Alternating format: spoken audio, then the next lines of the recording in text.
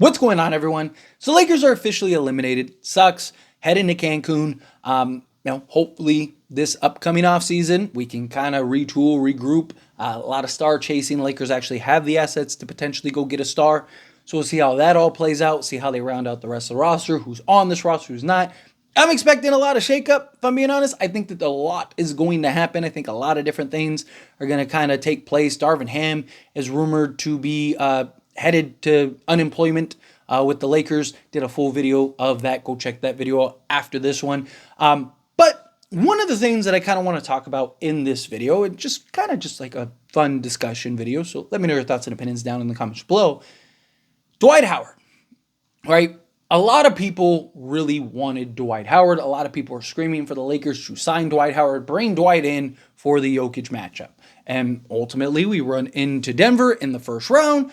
Ultimately, we end up losing in the first round, and we could have used another big man, right? We failed to rebound. A lot of these games came down to Aaron Gordon's offensive rebounds and kickouts to a guy for three, and we lost, right? So Dwight Howard could have helped with the rebounding, could have helped with the dirty work, could have helped with the Jokic matchup. And a lot of people are still screaming like you should have gotten Dwight. See Dwight Howard this like entire series like throwing little subtle jabs and making various tweets and stuff about how like, hey, you should have signed me, you messed up. And a lot of people are pointing and going, yeah, the Lakers did mess up. You had a big man that you could have signed, you could have brought on, and Dwight Howard, that wouldn't have cost you anything. He was just happy to be there. He would have accepted whatever role, and then maybe this series would have been different. So I kind of want to go over some reasons as to why and some reasons as to why I don't think it would happen. So let's start with the reasons why I don't think it should have happened.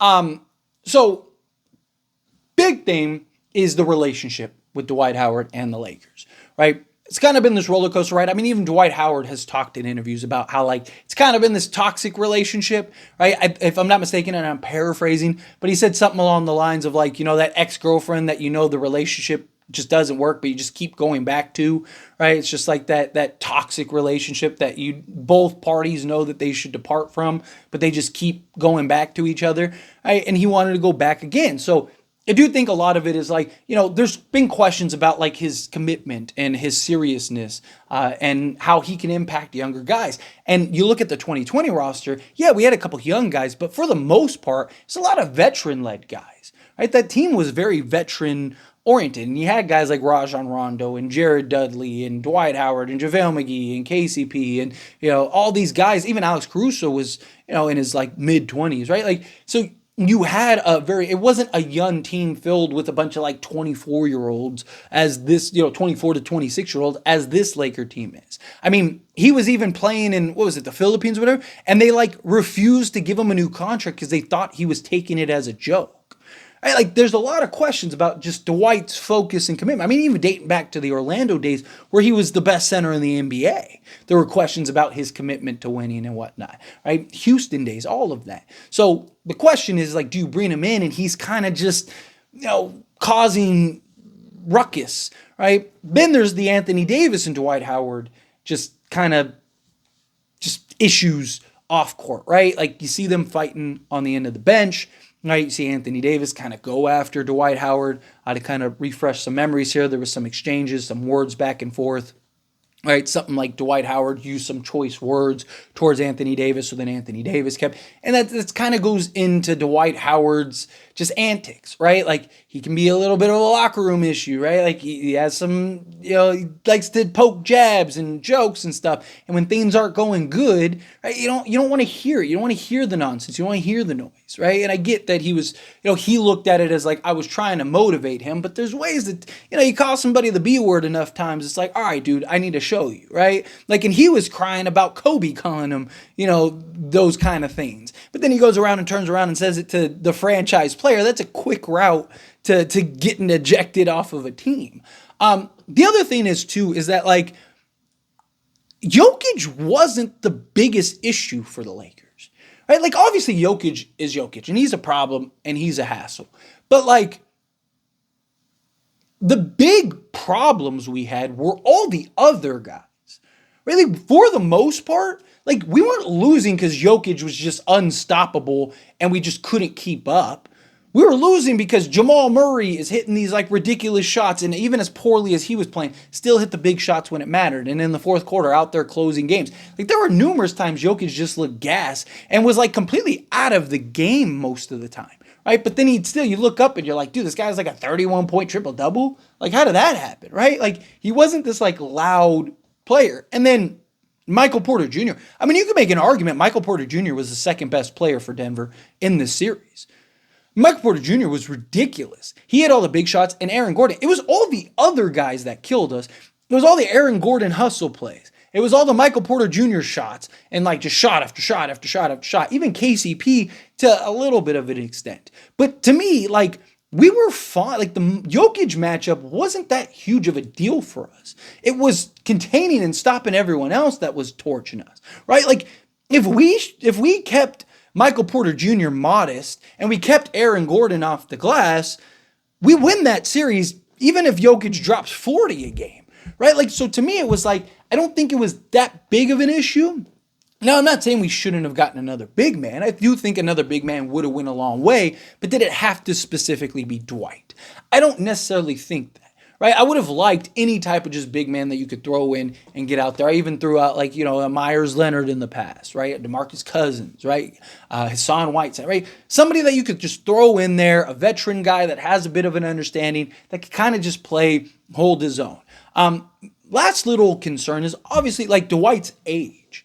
Right, because he's old. Like, he's not, I mean, by NBA standards, he's old, right? Like, he's, 39, right? Something like that, 38, 39. So, even for Dwight, it's like, how much of an impact, how much of a step, right? Like, and if you even watch him overseas, he didn't look great. He didn't look super mobile or super dominant or anything like that, right? Like, there's highlights, and there's, like, the highlighted games. Like, he had games where he had, like, a 20, 20, and 10 stat line. Like, he had some of these like monsters, but for the most part, his averages were very modest, right? Like, and that's not in the NBA. That was in just like random leagues that he was playing in, and so how much of an impact is he really going to come in? How much does he actually bother and affect? Jokic is also not the same Jokic he was in 2020.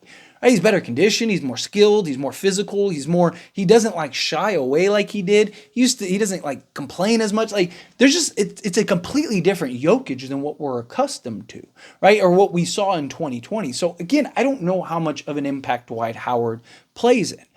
Now, for the positives, right? One, Dwight Howard, obviously, I mean, he wanted to be a Laker. Right? So, I mean, that's a positive in and of itself, right? He was willing to take and accept the vet minimum to come in and play whatever role is asked of him, even if it was just solely for the Jokic matchup, right? That goes a long way. Secondly, the familiarity, right? And the relationships, right? Just because Anthony Davis and Dwight Howard had their moments, the last stint that he had, can they move past that if it's for the ultimate goal of winning? Can they kind of just let bygones be bygones? And who knows if their relationship has been mended? We haven't heard anything either way. But the familiarity would have gone a long way, right? His ability and understanding of playing alongside Anthony Davis, his ability and familiarity of playing alongside LeBron James, just gives you somebody that already has some like built-in chemistry, especially if he's willing to buy in and accept his role. Gives you a true big body 7-footer, which is something we didn't really have, right? Like, Jackson Hayes is a 7-footer, but he's not like this big body. He hasn't really grown into his man body. He's more of a project. He's not as disciplined. Where Dwight Howard can be very undisciplined at times and can even kind of be a little frustrating at times and loves to pick up texts. But sometimes you need that. Like, I felt like this team did really need that kind of gritty guy, the guy that would give the hard hit or the hard foul, like the bruiser, right? The enforcer, the goon, right? Kind of felt like the Lakers could have used somebody like that. And I think Dwight could have went a long way for that. Also, just the rebounding, right? There is questions and concerns of like how much and how effective would he be on the glass and also how many minutes. But you got to imagine, like, he provides some level of rebounding and some, like, it couldn't have been worse than, like, Rui and Hayes and stuff like that. So I do think that he's a guy that you could have thrown in there. It also would have taken a ton of pressure off of Anthony Davis, right? Like you saw in game one, Rui was defending Jokic and Anthony Davis playing off ball. You could do that, but with Dwight Howard this time, and Dwight Howard is going to be more physical and kind of imposing on Jokic. it also kind of boils down to just like Darvin Ham, which I guess kind of be a con, which I probably should have added towards the con. So we'll just kind of add the like plus this. But no, Darvin Ham, like how much does he actually play Dwight? How much does he actually look to Dwight? Maybe because he's a veteran guy, maybe because he's, somebody that has experience and has success against Jokic. Maybe it's somebody that he would look at and go, hey, you know what? Like let's throw in an Anthony Davis and kind of let him go to work. No, it's definitely a thought. That's definitely something that has crossed my mind. But nonetheless, right? Like it's just obviously it didn't happen. I don't know if that would have been the difference in the series, if I'm being honest.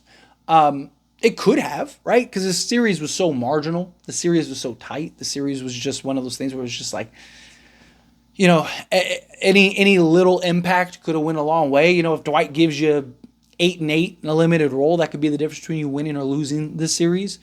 Even winning or losing some of these games. It's just, I don't know. It's a big question mark.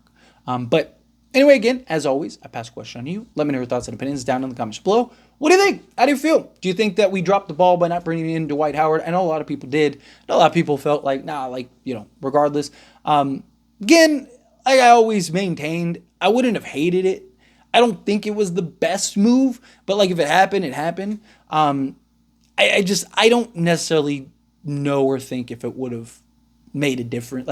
Maybe a game or two, so maybe it's a different series, but I think ultimately Denver just still handles business. Like I don't think Dwight ends the games. And does Darvin Ham play him at the end of games, like when we need him? Right? Is he on the court in those key moments where, and Aaron Gordon gets the offensive rebound and kicks it out? It's just, there's a lot of questions in that regard. But again, love to hear your thoughts and opinions. Let me know down in the comments below.